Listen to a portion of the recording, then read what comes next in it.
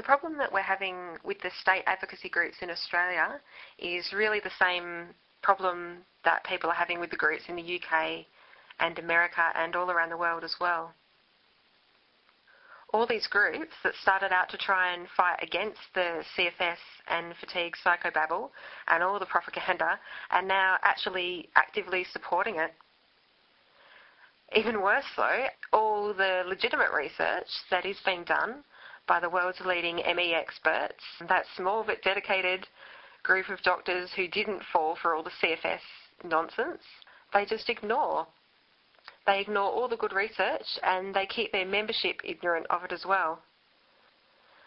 It's really common to read information sheets, newsletters, pamphlet, websites produced by these groups that don't contain even a single fact about ME or about anything else. They just regurgitate anything they're told by these vested interest groups, the exact groups that are the cause of our entire problem.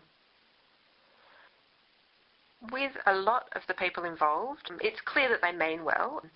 What they're doing isn't malicious, but ignorance and ineptitude are a really huge problem. But it's also really clear that some of these groups really have just completely sold us out.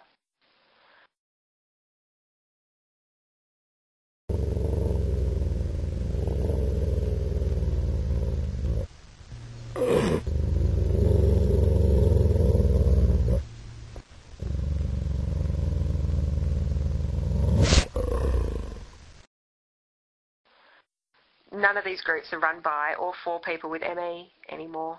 But they also do as much harm to everyone misdiagnosed with CFS as well. They don't help anyone, except maybe themselves. It's just a nightmare, ME advocacy. And when finally, you find a journalist that really wants to help and put some good information out there, guess who they go to get all their information? So we just never get anywhere because of these groups. Not only don't they do any good, as they could be doing, but they are just so bad that they actually do, an amazing amount of harm. We'd all just be so much better off if they just closed down completely. Or, at the very least, if they took the name ME out of the name and, out of their terminology completely.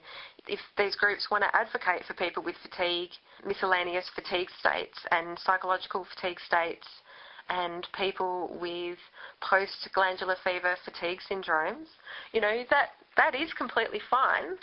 But, let's say that. Use that terminology. Don't pretend that what you're saying relates to people with ME or, people with other illnesses. The terminology and, getting the facts right is, at a glance, it's difficult, but it's not that difficult. A little bit of reading and the issues become really clear.